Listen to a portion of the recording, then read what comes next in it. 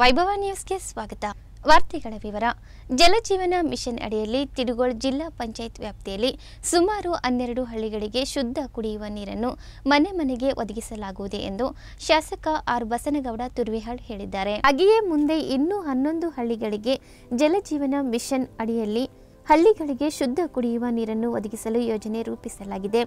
ತುರ್ವಿಹಾಳ್ ಪಟ್ಟಣದಲ್ಲಿ 200 ಎಕರೆ ಪ್ರದೇಶದಲ್ಲಿ ಕೆರೆ ನಿರ್ಮಾಣ ಮಾಡಿದರೂ ಈ ಭಾಗಕ್ಕೆ ಕುಡಿಯುವ ನೀರು ಪೂರೈಕೆ ಮಾಡಲಾಗಲಿಲ್ಲ. ಮೊದಲೇ ಈ ಭಾಗ ಒಣ ಪ್ರದೇಶವಾಗಿದ್ದು ಬೇಸಿಗೆಯಲ್ಲಿ ಕುಡಿಯುವ ನೀರಿನ ಬವಣೆ ಹೇಳುತ್ತಿರದು. ಕಾರಣ ಜನತೆಯ ಸಮಸ್ಯೆಗೆ ಪರಿಹಾರ ನೀಡಲು ನಾನು ಸದಾ ಸಿದ್ಧ ಎಂದರು.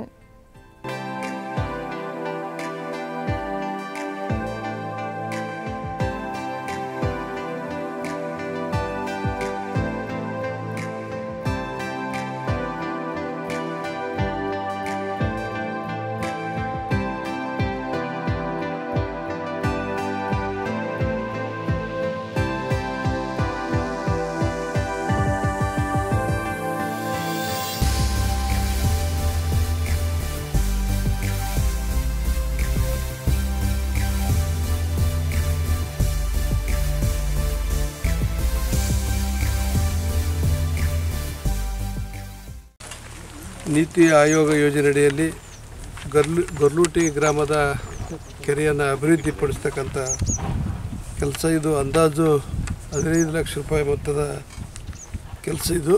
ಇದನ್ನು ಬಸಪ್ಪನವರಿಗೆ ಗುತ್ತಿದಾರಿಕೆ ಆಗಿದೆ. ಈ ಓಡನ್ನು ರೈತರು ತಮ್ಮ ಹೊಲಗಳಿಗೆ ತೆಗೆದುಕೊಂಡು ಹೋಗ್ತಕ್ಕಂಥದ್ದು. ಯಾಕಂತ ಹೇಳಿದ್ರೆ ಇದು ಫಲವತ್ತಾಗಿರ್ತಕ್ಕಂಥ ಮಣ್ಣಾಗಿರೋದ್ರಿಂದ ಇದನ್ನು ಪ್ರತಿಯೊಬ್ಬ ರೈತ ಕೂಡ ಸದುಪಯೋಗಪಡಿಸಬೇಕು. ಯಾಕಂದರೆ ತಮ್ಮ ಹೊಲಗಳಲ್ಲಿ ಅಲ್ಲಲ್ಲಿ ತಗ್ಗುಪಟ್ಟಿರ್ತಕ್ಕಂಥ ಹೊಲಗಳನ್ನು ಸರಿಪಡಿಸಿಕೊಂಡು ಕೂಡ ಒಂದು ಒಳ್ಳೆಯದಾಗ್ತದೆ. ಅದ್ರ ಜೊತೆಗೆ ಈ ಕೆರೆ ಅಭಿವೃದ್ಧಿ ಆಗೋದ್ರಿಂದ ಇಲ್ಲಿರ್ತಕ್ಕಂಥ ಈ ಭಾಗದ ಎಲ್ಲ ಕೆರೆ ಏನು ಬೋರ್ವೆಲ್ಗಳನ್ನು ಮಾಡಿರ್ತಕ್ಕಂಥ ತೋಟಗಳನ್ನು ಮಾಡಿರ್ತಕ್ಕಂಥ ರೈತರಿಗೆ ಭಾಳಷ್ಟು ಅನುಕೂಲ ಆಗ್ತದೆ. ಹಾಗೆ ಇವತ್ತು ಈ ಕುರಿ ದನಗಳನ್ನು ಇರ್ತಕ್ಕಂಥವ್ರಿಗೆ ಕೂಡ ಕುಡಿಯೋದಕ್ಕೆ ಅನುಕೂಲ ಆಗ್ತದೆ. ಅದು ಈ ಕೆರೆಯನ್ನು ಒಳ್ಳೆಯ ರೀತಿಯಿಂದ ಈ ಒಂದು ಇಲಾಖೆಯವರು ಅಭಿವೃದ್ಧಿಪಡಿಸಬೇಕಂತ ಹೇಳಲಿಕ್ಕೆ ಬಯಸ್ತೇನೆ. ಜನರ ಸಮಸ್ಯೆ ತಿಳಿದುಕೊಂಡು ಅವರ ವಿಚಾರದ ಆಧಾರದ ಮೇಲೆ ಪ್ರಣಾಳಿಕೆ ಬಿಡುಗಡೆ ಮಾಡುತ್ತಿದ್ದೇವೆ. ಜನರ ಸ್ಪಂದನೆಗೆ ಮುಂದಾಗಲು ಎಲ್ಲರೂ ಆಮ್ ಆದ್ಮಿ ಪಕ್ಷ ಬೆಂಬಲಿಸಬೇಕು ಎಂದು ಆಮ್ ಆದ್ಮಿ ಪಕ್ಷದ ರಾಜ್ಯ ಉಪಾಧ್ಯಕ್ಷ ರುದ್ರಯ್ಯ ನವಲಿ ಹಿರೇಮಠ್ ಹೇಳಿದರು. ಅವರು ನಗರದ ಪ್ರಗತಿ ಸಹಕಾರಿ ಬ್ಯಾಂಕ್ನಲ್ಲಿ ಸುದ್ದಿಗಾರರೊಂದಿಗೆ ಮಾತನಾಡಿ, ಬಿಜೆಪಿ, ಕಾಂಗ್ರೆಸ್, ಜೆಡಿಎಸ್ 3 ಪಕ್ಷಗಳು ಜನರ ದಾರಿ ತಪ್ಪಿಸುತ್ತಿವೆ. ಚುನಾವಣಾ ಪ್ರಚಾರ ಅತಿ ಚುರುಕಾಗಿ ನಡೆಯುತ್ತಿದೆ. ಇಲ್ಲಿನ ಯುವಕರು ಈಗಾಗಲೇ ಪಕ್ಷ ಸಂಘಟನೆಯ ಮುಂದಾಗಿದ್ದಾರೆ. ನಮ್ಮ ಪಕ್ಷ ಅಧಿಕಾರಕ್ಕೆ ಬಂದರೆ ಪ್ರಣಾಳಿಕೆಯಲ್ಲಿರುವ ಎಲ್ಲವನ್ನೂ ಪೂರೈಸುತ್ತೇವೆ ಎಂದರು. ಆಮ್ ಆದ್ಮಿ ಪಕ್ಷದ ಅಭ್ಯರ್ಥಿ ಸಂಗ್ರಾಮ್ ಕಿಲ್ಲೆದ್ ಮಾತನಾಡಿ, ಆಮ್ ಆದ್ಮಿ ಪಕ್ಷವು ಎಲ್ಲ ಕಡೆ ಜಯಬೇರಿ ಬಾರಿಸುತ್ತಿದೆ. ಚುನಾವಣೆ ಬಂದಾಗ ಜನಪ್ರತಿನಿಧಿಗಳಿಗೆ ರೈತರ ಮೇಲೆ ಕರುಣೆ ಬರುತ್ತದೆ. ಅಧಿಕಾರ ಚಲಾಯಿಸಲು ಜನರನ್ನು ಮತಕ್ಕಾಗಿ ಬಳಸಿಕೊಳ್ಳಲಾಗುತ್ತಿದೆ. ಇಂತಹ ಪಕ್ಷಗಳನ್ನು ತಿರಸ್ಕರಿಸಿ ಜನತೆಯ ಪರ ಇರುವ ಆಮ್ ಆದ್ಮಿ ಪಕ್ಷ ಬೆಂಬಲಿಸಿ ಎಂದರು. ಈ ಸಂದರ್ಭದಲ್ಲಿ ಮುಖಂಡರಾದ ಕೃಷ್ಣ ಬಿಎಂ, ಎಚ್.ವಿ. ಗುಡಿ ಸೇರಿದಂತೆ ಅನೇಕರಿದ್ದರು. ಇಂದಿನ ಈ ಪತ್ರಿಕಾಗೋಷ್ಠಿಯ ಮುಖ್ಯ ಉದ್ದೇಶ ಈ ಬರುವ 2023ರ ಚುನಾವಣೆಯಲ್ಲಿ ಸಿನ್ನೂರು ಕ್ಷೇತ್ರದ ಅಭ್ಯರ್ಥಿಯಾಗಿ ಒಬ್ಬ ಪ್ರಾಮಾಣಿಕ ಯುವಕ, ಜನರ ಕಷ್ಟಗಳ ಬಗ್ಗೆ ಅರಿವಿರುವಂತಹ, ದೂರದೃಷ್ಟಿ ಇರುವಂತಹ ಒಬ್ಬ ಯುವಕರನ್ನು ಅಭ್ಯರ್ಥಿಯಾಗಿ ಆಮ್ ಆದ್ಮಿ ಪಾರ್ಟಿ ಘೋಷಣೆ ಮಾಡಿದೆ. ಅವರಿಗೆ ಅಭಿನಂದನೆ ಸಲ್ಲಿಸಲಿಕ್ಕೆ ಇಷ್ಟಪಡ್ತೇನೆ. ಅಲ್ಲೇ ಅವರ ನೇತೃತ್ವದಲ್ಲಿ ಮುಂದಿನ ದಿನಗಳಲ್ಲಿ ಪಕ್ಷದ ಚುನಾವಣಾ ಪ್ರಚಾರ ಅತಿ ಚುರುಕಾಗಿ ನಡೆಯುತ್ತೆ ಅಂತ ಹೇಳಲಿಕ್ಕೆ ಇಷ್ಟಪಡ್ತೇನೆ. ಅಲ್ಲೇ ಯುವಕರು ಇಂದು ಯುವಕರ ಕಣ್ಮಣಿಯಾಗಿ ಸಮಸ್ತ ಸಿನ್ನೂರಿನ ಕ್ಷೇತ್ರದ ಜನರ ಒಂದು ಭಾವನೆಗಳಿಗೆ ಸ್ಪಂದಿಸುತ್ತಾ ಕೆಲಸ ಮಾಡ್ತೀವಿ ಅಂತ ಹೇಳಲಿಕ್ಕೆ ಇಷ್ಟಪಡ್ತೇನೆ. ಅಲ್ಲೇ ಈ JCP ಪಕ್ಷಗಳು ಇಂದು ಭ್ರಷ್ಟಾಚಾರದ ಮಿತಿ ಮೀರಿ ಜನರ ಅಥವಾ ರಾಜ್ಯದ ಅಭಿವೃದ್ಧಿ ಬಗ್ಗೆ ಚರ್ಚೆ ಮಾಡದೆ ಇಂದು ಕಾಲಹರಣ ಮಾಡ್ತಾ ಇದ್ದಾರೆ. ಒಬ್ರಿಗೊಬ್ಬರು ಕಾಲು ಎಳ್ಕೊಂಡು ಸಮಯ ವ್ಯರ್ಥ ಮಾಡ್ತಾ ಇದ್ದಾರೆ. ಅದೇ ಈ ಕಡೆ ಆಮ್ ಆದ್ಮಿ ಪಕ್ಷ ಜನರಿಂದ ಪ್ರಣಾಳಿಕೆಯನ್ನು ಸಿದ್ಧ ಮಾಡ್ತಿದ್ದೀವಿ ನಾವು.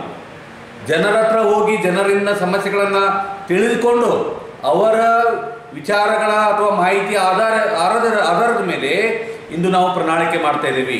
ಇನ್ನು ಕೆಲವೇ ದಿನಗಳಲ್ಲಿ ಗ್ಯಾರಂಟಿ ಕಾರ್ಡ್ಗಳನ್ನ ರಿಲೀಸ್ ಮಾಡ್ತಾ ಇದ್ದೀವಿ. ಆ ಮಾಹಿತಿ ಪ್ರಣಾಳಿಕೆಯಿಂದ ಗ್ಯಾರಂಟಿ ಕಾರ್ಡ್ ಆಗಿ ಬಂದು ಜನರನ್ನು ತಲುಪ್ತಾ ಇದ್ದೀವಿ ನಾವುಗಳು.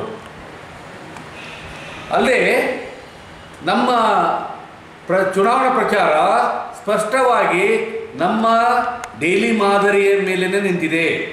ಡೆಲ್ಲಿ ಮಾದರಿ ಪಂಜಾಬಲ್ಲಿ ನಡೀತಿರುವಂಥ ಬೆಳವಣಿಗೆ ಮೇಲೇ ನಾವು ಕೆಲಸ ಮಾಡ್ತಾ ಇದ್ದೀವಿ.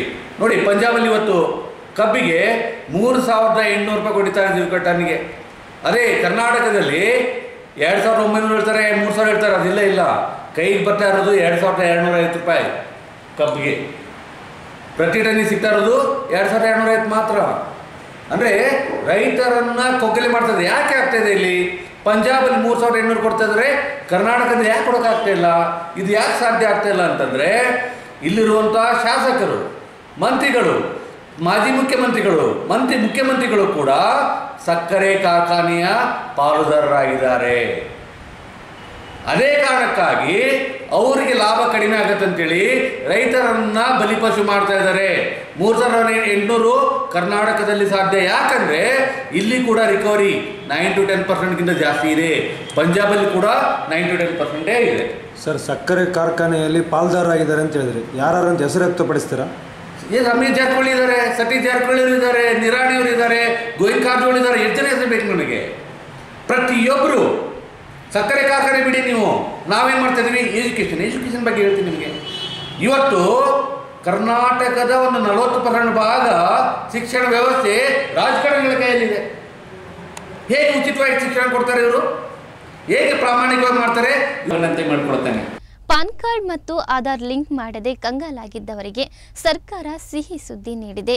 ತೆರಿಗೆದಾರರಿಗೆ ಇನ್ನೂ ಸ್ವಲ್ಪ ಸಮಯವನ್ನು ಒದಗಿಸುವ ಸಲುವಾಗಿ ಪಾನ್ ಕಾರ್ಡ್ ಮತ್ತು ಆಧಾರ್ ಲಿಂಕ್ ಮಾಡಲು ಜೂನ್ 30ರವರೆಗೆ ವಿಸ್ತರಿಸಲಾಗಿದೆ. ಈ ಬಗ್ಗೆ ಆದಾಯ ತೆರಿಗೆ ಇಲಾಖೆ ಪ್ರಕಟಣೆ ಹೊರಡಿಸಿದೆ. 2023ರ ಜುಲೈ 1ರಿಂದ ಲಿಂಕ್ ಮಾಡದ ಪಾನ್ ಕಾರ್ಡ್ ನಿಷ್ಕ್ರಿಯಗೊಳ್ಳುತ್ತದೆ. ಇದನ್ನು 30 ದಿನಗಳ ಒಳಗೆ ₹1,000 ಶುಲ್ಕ ಕಟ್ಟಿ ಲಿಂಕ್ ಮಾಡಿಸಿ ಮತ್ತೆ ಕಾರ್ಯಗತಗೊಳಿಸಬಹುದು ಎಂದು ಇಲಾಖೆ ಸೂಚಿಸಿದೆ. ಈ ಪ್ರಕ್ರಿಯೆಯಿಂದ 80 ವರ್ಷ ದಾಟಿದವರು, ಅನಿವಾಸಿ ಭಾರತೀಯರು ಸೇರಿ ಇನ್ನೂ ಹಲವು ವಿಭಾಗಗಳಲ್ಲಿ ಬರುವ ಜನರಿಗೆ ವಿನಾಯಿತಿ ನೀಡಲಾಗಿದೆ. ಜನಾಗ್ರಹದ ಮೇರೆಗೆ ಮತ್ತೆ ವೈಭವ ಆರಂಭವಾಗುತ್ತಿದೆ ಎಂದು ಸಂಪಾದಕರಾದ ಶರಣುಪ ಹಿರೇಮಠ್ ಹೇಳಿದ್ದಾರೆ. ನಮಸ್ಕಾರ ವೀಕ್ಷಕರೇ, ಮತ್ತೊಮ್ಮೆ ವೈಭವ ನಿಮ್ಮ ಮುಂದೆ ಬರ್ತಾ ಇದೆ. ಈಗಾಗಲೇ ವೈಭವ ಜನರ ನಾಡಿ ಮಿಡಿತವಾಗಿ ಜಿಲ್ಲೆಯಾದ್ಯಂತ ಮನೆ ಮಾತಾಗಿತ್ತು. ಆದರೆ ಕರೋನಾ ಎನ್ನುವ ಹಾವಳಿ ಜಗತ್ತನ್ನು ನಿದ್ದೆಗೆಡಿಸಿದಂತೆ ನಮ್ಮಲ್ಲಿ ಕೂಡ, ನಮ್ಮ ವಾಹಿನಿ ಕೂಡ ಹೊಡೆತ ಬಿತ್ತು.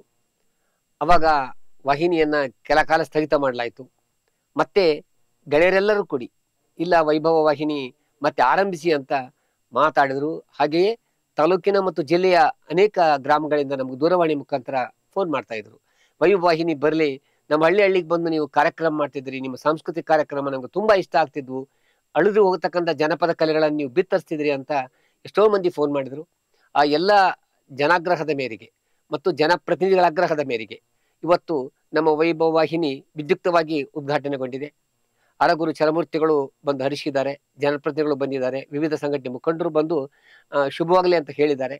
ನಾವು ಮತ್ತೆ ನಿಮ್ಮ ಜೊತೆ ಬರ್ತೀವಿ, ನಿಮ್ಮ ಸಮಸ್ಯೆಗಳಿಗೆ ಸದಾ ಸ್ಪಂದನೆಯಾಗಿ ನಾವು ಇರ್ತೀವಿ. ಹಾಗೆ ಎಲ್ಲ ಪ್ರಜಾಪ್ರಭುತ್ವದ ದನಿಯಾಗಿ, ಪ್ರಜೆಗಳ ವಾಹಿನಿಯಾಗಿ ವೈಭವ ಮರಳಿ ಬರಲಿದೆ.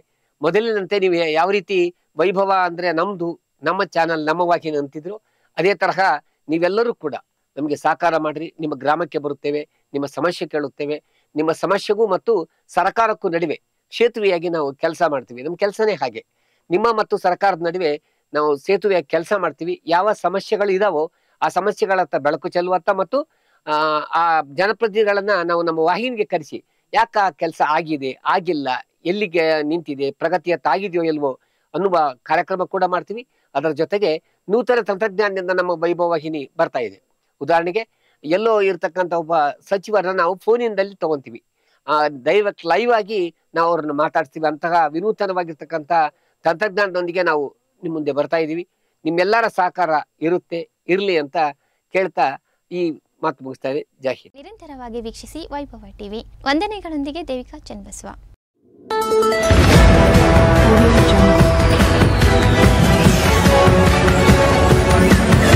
Audio